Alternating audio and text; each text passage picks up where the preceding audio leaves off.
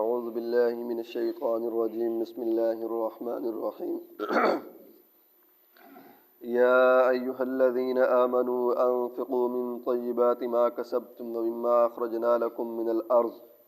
ولا تیمموا الخبیث منہ تنفقون ولستم بآخذیہ الا ان تغمضوا فیہ واعلموا ان اللہ غنی حمید صدق اللہ العظیم۔ ترجمہ: یا ایہا الذین آمنوا، اے وہ لوگو جو ایمان لائے ہو، انفقو، تم خرچ کرو، من طیبات ما کسبتم، پاکیزہ مال میں سے جو تم نے کمایا ہے، ومما، اور اس میں سے جو اخرجنا لکم من الارض، ہم نے نکالا ہے تمہارے لیے زمین میں سے، ولا تیمموا الخبیث منہ، اور نہ تم جو ہے وہ دو گندا مال، تنفقون، جس کو تم خرچ کرو، ولستم بیاخذیہ، اور تم اس مال کو نہیں لیتے، الا ان تغمضوا فیہ، ہاں یہ کہ تم اس میں چشم پوشی کر لو، واعلموا ان اللہ غنی حمید، اور تم جان لو کہ بے شک اللہ تعالیٰ تعریف والے ہیں اور بے پرواہ ہیں۔ تو بھئی اس آیت کے اندر اللہ تعالیٰ نے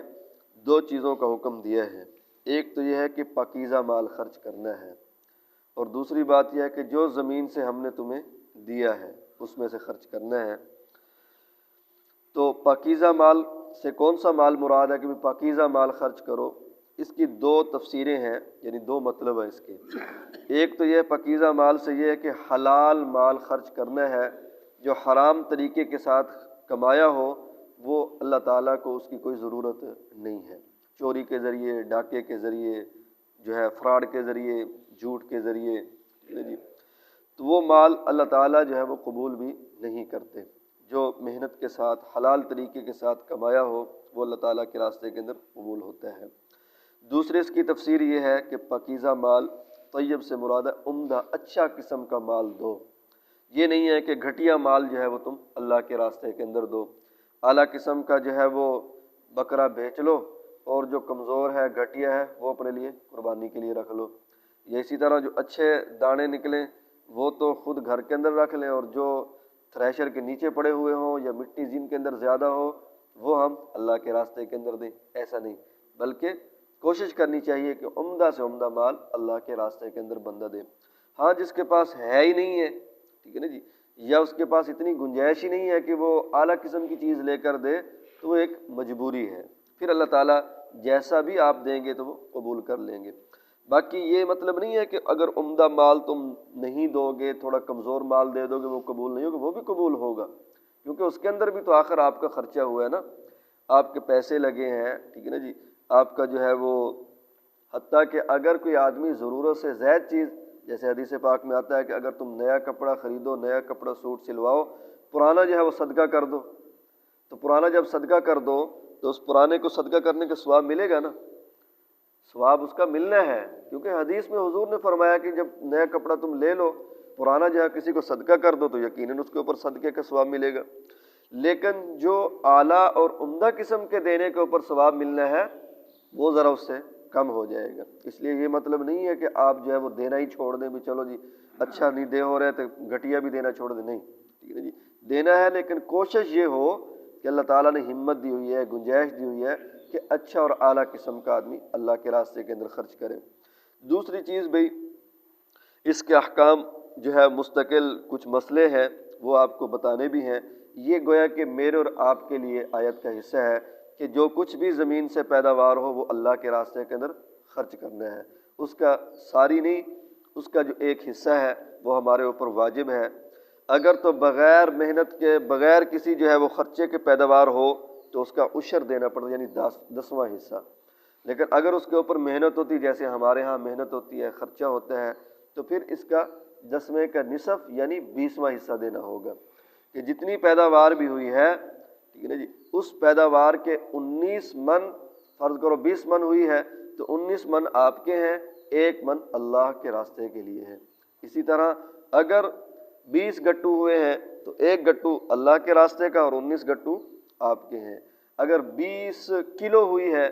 ٹھیک ہے نا جی، پھر بھی یہ ہے 1 کلو اللہ کے راستے کا اور 19 کلو ہمارے لیے ہے۔ تو یہ باقی جو بھی چیز ہم جو ہے وہ کاشت کریں اس کا عشر نکالنا ہے۔ خود ہم جو گھاس کاشت کرتے ہیں، ہمارے جو مذہبی لوگ ہیں، پڑھے لکھے لوگ ہیں، وہ بھی اس کے اندر کوتاہی کرتے ہیں، جو ہم گھاس کاشت کرتے ہیں اس کا عشر نہیں نکالتے، ٹھیک ہے نا جی۔ اسی طرح یہ جو فصل کیا کہتے ہیں سبزیاں اگاتے ہیں اس کا عشر نہیں نکالتے۔ دیکھو اللہ تعالیٰ یہ کہہ رہے ہیں کہ جو کچھ بھی ہم نے تمہارے لیے زمین سے نکالا، اس سے مسئلہ یہ نکلا کہ جو بھی زمین کی پیداوار ہو، بلکہ ایک کتاب کے اندر تو لکھا ہوا تھا کہ اگر تم نے گھر کے اندر کیاری کے اندر جو ہے لہسن وغیرہ کیاری کے اندر اگر تم نے سبزی لگائی ہوئی ہے اس کا بھی عشر نکالو،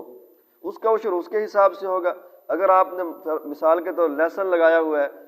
10 گٹھے 20 گٹھے ہیں لہسن کے،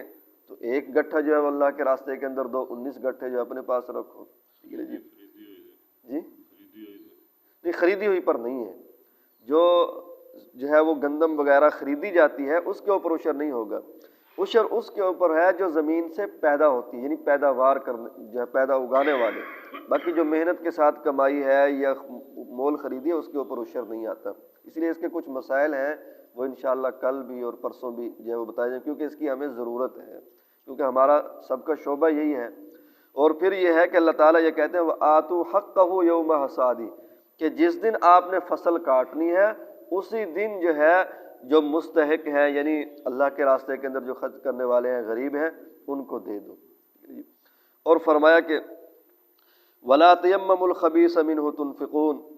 گھٹیا قسم کا مال جو تم خرچ کرتے ہو، وَلَسْتُمْ بِآخِذِهِ، اور اس کی پوزیشن یہ ہوتی ہے کہ تم خود جو اپنے لیے نہیں لیتے ایسا مال اللہ کے راستے کے اندر دے، إِلَّا أَن تُغْمِضُوا فِيهِ، ہاں یہ ہے کہ تم اس کے اندر چشم پوشی کر لو کہ چلو ٹھیک ہے جیسا اس نے دے دیا، یعنی گفٹ کے اندر دوسری طرح آپ یوں مثال کے طور پر سمجھ لیں کہ جیسے ہم کسی کو گفٹ دیں، ہدیہ دیں، تحفہ دیں، تو اگر اعلیٰ قسم کا گفٹ ہو، اچھا ہو تو ہم بڑے خوش ہوتے ہیں، بڑے جو ہے لوگوں کو بھی بتاتے ہیں، اور اگر کمزور اور گھٹیا قسم کا گفٹ ہو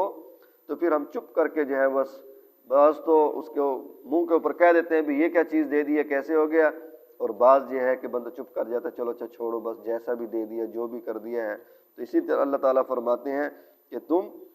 خود جو ہے وہ نکما مال نہیں لیتے،